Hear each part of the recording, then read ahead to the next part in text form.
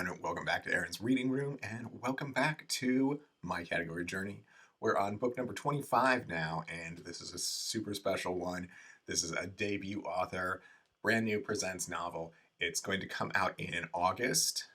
Yes, so it's releasing August, but I believe in July you can get a copy on the Harlequin website, so keep an eye out for that. But anyway, we are reading His Desert Bride by Demand by Lela Mae White. And so excited for this one. It is super exciting. Lela's followed along with my category journeys pretty much since the beginning, and I have been anxiously awaiting her book for the whole time. And now it's finally here. So let's get into it. Chapter 1, we have Akeem and we have Charlotte. So these two were sort of orphans that grew up in a group home together. They shared this childhood together. They were childhood lovers. And they were young lovers too in their young adulthood, and they were going to run away together with each other, but something happened. We've heard a couple versions of it, but there was obviously a disconnect somewhere because these two have very different stories of what happened. So regardless, Charlotte's father has passed away, and Akeem feels like that he was a big thing keeping them apart. So now he's appeared back in her life and is demanding one last night with her for closure. So she's like, why the hell should I do that when you just ditched me all those years ago? But let's do it because, we're both here, we're both sexy, and, it's hard to resist. You say it's just going to be one night, but we all know how a lot of these things go. We know it's one night, but then there was the surprise of like, oh, but we're getting on a plane to go to my home country where I'm going to be king soon. And that's where we're going to have the one night. Details, Well, I'm going to go on to chapter 2, and I will come back and check in with you then. All right, everyone, I've read chapter 2. These two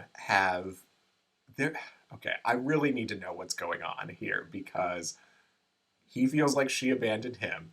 She feels like he abandoned her. So that we need to get this straight. These two obviously are not making much of an effort to try and get things straight.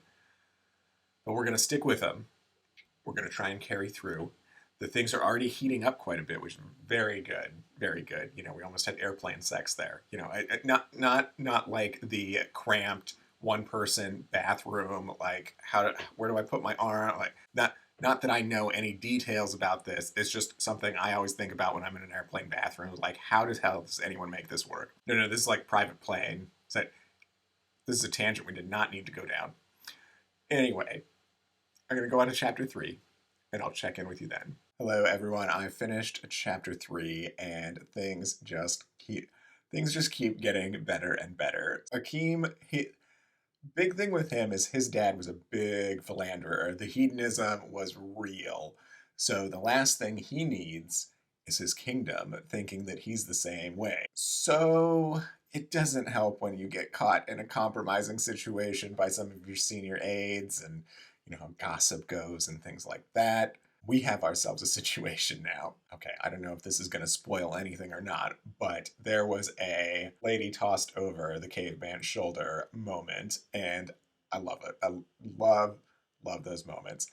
They're so much fun, especially, it's just so presents. So now Akeem's going to do what's right, but Charlotte doesn't quite understand. So it's going to be very interesting to see how this all plays out from this point now. So here we go. I'm going to go on to chapter 4, and I'll check in with you then. All right, everyone, I finished chapter 4. Presents drama in full effect. First, I have to say, Lela, bravo, but you had me going there. You had me going. I thought it was building towards something. See, it's so hard to talk about it because I don't want to ruin it for anyone who's going to read this book themselves, but oh my gosh. The drama, these two, it's crazy. I've talked for like 2 minutes now about nothing, saying nothing because I can't reveal it. You ever see those videos where it's like a marathon? The person that's in first is almost there, but then they like roll their ankle and trip. Kind of felt a little like that. And that's all I can say about it. So I'm going to go on to chapter 5, and I'll check in with you then. Hello, everyone. I finished chapter 5. So we had quite a few speed bumps in here, real fast. So I need to correct something. Both of these children, both of our characters here, I said they were orphans. They're not. They just spent time in foster care. They were in and out while he was denied as a child of royal lineage. He was in the care system, and while her parents were dealing with alcoholism, she was in and out of the care system. So back to the speed bumps. Akeem did some classic foot in mouth moves. Oh, and Charlotte was having none of it. None of it. I can't go into quite detail about it, but it's some callback to her past. And when he said some words, I was just boiling hot, angry, like. But you know what? That's what we come to these books for. And Akeem is just, he's just perfect at dishing this out. So I am ready to go on to chapter 6, and I will check in with you then. Okay, I finished chapter 6. You ever watch those movies and you're partway through and you realize you actually like the bad guy more? Akeem's got that kind of energy going on right here. It's just fascinating how infuriating he can be, but still you love the guy so much. But these two, I tell you what, man, the history, we got a taste of that, and just, what a heavy emotions from the past. And it's just amazing the talent of the authors that can squeeze such depth of story into the size of these books. Lela, very well done. I'm still taking deep breaths thinking about what we know of the history of these two characters. And all right, I should probably take a moment, but I'll go on to chapter 7 and then I'll check in with you then. Hello, everyone. I finished chapter 7. Let me tell you about some moments in romance books that I absolutely love. First kisses that are knock your socks off, a dancing scene that just swoons you away, and that moment when the hero outwardly appears angry and pissed off, but really inside, they're just holding back. The animal that just wants to possess the heroine. That we got some of that in chapter 7. It was quite lovely, and the setup for it, the setting that it takes place in is just great. It adds that much more flavor to it. It was quite magical. So I got to spill a little bit. Charlotte has been revealed as the queen, the upcoming queen. She's going to be queen. The people have been made aware of that. And I'm going to save their reaction for you when you read this book. So that's my check-in for this chapter. But I got a feeling some more juicy stuff is yet to come. So I'll go on to chapter 8, and I'll check in with you then. Hello, everyone. I'm going to say welcome back because it is a welcome back for me. I finished his Desert Bride by Demand. I finished it about at least a week and a half ago. There's been a lot of change in my life that's happened very quickly over the last few weeks. Anyway, everything's fine. It's just been a lot. I haven't been able to jump on and talk about things. I just haven't been able to do it.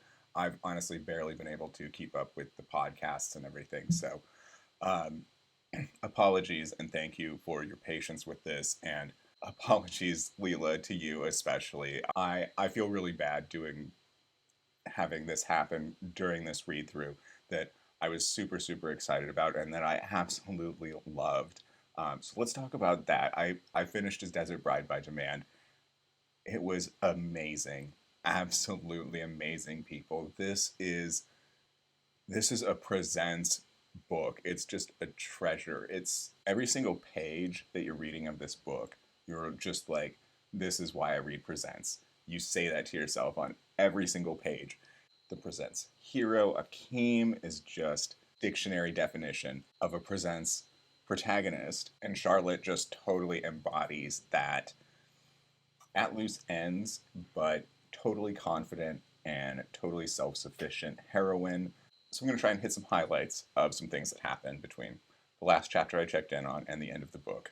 That wedding night, people, if you read this book for one thing, you read it for that wedding night. Oh my goodness. Oh my goodness. I can't give it away, but let's just say non-traditional, but so sensual, so incredibly sensual, and oh, so well done. Bravo, Lela, on that. That was such a talented thing you did there, and I've reread it several times already now. But other than that, I was so close to the end, I don't think I can give anything away without spoiling it, but just this book leaves you feeling so good by the end of it.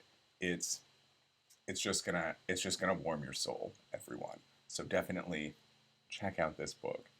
You need to check this out. And this is a debut novel. It is so incredible. It is so good. Oh, Lela, I wish you the best on everything going forward. And I want you to know how absolutely special it was that you thought of me when you sent out your arcs and just all of the great communication we've had going back and forth on social media. It's really been a treat. So keep doing what you're doing. We all believe in you, and we know you're going to turn out an amazing second book. So thank you so much for all of the work you're putting in. I'd also like to thank Harlequin Books and Mills and Boone for continuing to bring us these amazing stories. And I'd like to thank you out there, watchers, for tagging along on my category journey. Though I am going to fill you in that this will probably be the last category journey vlog or just vlog in general for a while. The live shows are going to continue to go on, but I'm not sure how many spoons I'm going to have for pre-filming, editing, and all of that on top of everything else I'm doing right now. So forgive me, but I'm definitely going to keep going with the live shows. I'm definitely going to keep going with the tweets. Those are a lot easier to do. And as well, I won't be restricting them to just one book. So I'll be shouting out category journey hashtag tweets to all sorts of category books out there. And I'll be able to shout out a lot more authors that way. So folks, thank you so much for all the support you've shown me. Be sure to follow the Categorically Romance podcast where you can check in with me more regularly there. But until then, I will see you in the next video.